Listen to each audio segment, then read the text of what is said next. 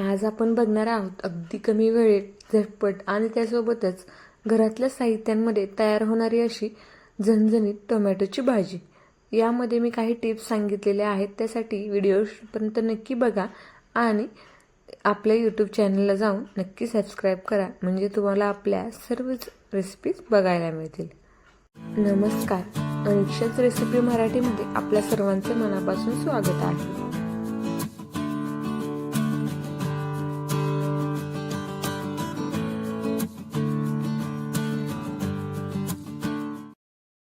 तर बघा, त्यासाठी इथे मी 6 ते 7 टोमॅटो घेतलेले आहेत। हे टोमॅटो जास्त कच्चे आणि जास्त पिकलेले पण नसावं, मध्यम स्वरूपामध्ये हे टोमॅटो पिकलेले आहेत। तर बघा, अशा पद्धतीने याला व्यवस्थित मी धुवून घेतलेलं आहे, पुसून घेतलेलं आहे। आता आपण याचे काप करणार आहोत। तर बघा, काप करताना पुढचा पोर्शन आपल्याला टाकून द्यायचा आहे आणि अशा पद्धतीने याला व्यवस्थित कापायचं आहे। जास्त बारीक करायचं नाहीये, नाहीतर भाजीचा सगळा लगदा होतो तर आणि भाजी बिघडू शकते। तर अशा पद्धतीने बघा, या साईजमध्ये आपल्याला साधारणपणे टोमॅटोला कट करायचा आहे। तर बघा, इथे आपले टोमॅटो कट करून झालेले आहेत। आता आपण रेसिपीला सुरुवात करूया। तर बघा, त्यासाठी इथे पहिल्यांदा मी गॅसवरती कढई चढवली आहे आणि गॅसची फ्लेम आपल्याला मीडियम ठेवून अर्धी वाटी यामध्ये शेंगदाणे भाजणार आहोत। तर बघा, अशा पद्धतीने सतत हलवत राहायचं आणि आपल्याला शेंगदाणे साधारणपणे 6 ते 7 मिनिटं व्यवस्थित भाजून घ्यायचे आहेत। तर बघा, अशा पद्धतीने 6 ते 7 मिनिटांनंतर आपले शेंगदाणे सुद्धा व्यवस्थित भाजलेले आहेत। तर याला आपण थोडेसे 2-3 मिनिटं थंड करण्यासाठी ठेवूयात आणि त्यानंतर मिक्सरला बारीक करूयात। तर बघा, अशा पद्धतीने जाडसर अशा आपण मिक्सरला बारीक करून घेणार आहोत। तर बघा, इथे आपला टोमॅटोच्या भाजीसाठी जाडसर असा कूट सुद्धा झालेला आहे। आता आपण फोडणी देऊयात। तर बघा, इथे मी कढईमध्ये 2 चमचे तेल घेतलेलं आहे। तेल गरम झालं की यामध्ये आपण घालायचं 1 चमचा मोहरी, 1 चमचा जिरे आणि थोडासा कढीपत्ता आणि याला व्यवस्थित मिक्स करून घ्यायचंय।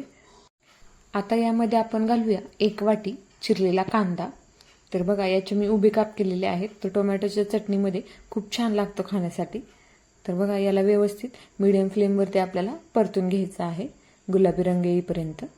तर बघा, आपला कांदा व्यवस्थित भाजलेला आहे। यामध्ये आपण आता 1 चमचा लाल तिखट आणि थोडीशी हळद घालूयात आणि याला व्यवस्थित मिक्स करून घेऊयात। यामध्ये आपण आता घालणार आहोत चिरलेला टोमॅटो आणि याला व्यवस्थित मिक्स करून घ्यायचे। तर आपण याची वाफ सुद्धा काढणार आहोत, पण त्या अगोदर आपण घालूयात चवीपुरतं मीठ आणि याची 2 मिनिटाची वाफ काढून घेऊयात। यामध्ये याला पाणी सुटेल, पण त्याने काही होत नाही, छानपैकी आपला टोमॅटो शिजला जातो आणि भाजी पण छान होते। तर बघा, इथे 2 ते 3 मिनिटांनंतर आपण बघूया उघडून। तर बघा, इथे आपल्या भाजीला छान वाफ बसलेली आहे। आता यामध्ये आपण घालूया थोडासा शेंगदाण्याचा कूट आणि त्यासोबतच बारीक चिरलेली कोथिंबीर आणि याला व्यवस्थित मिक्स करून घ्यायचंय। तर बघा, यामध्ये आपण जाडसर असा कूट टाकल्यामुळे आपल्या भाजीची चव अजूनच वाढते।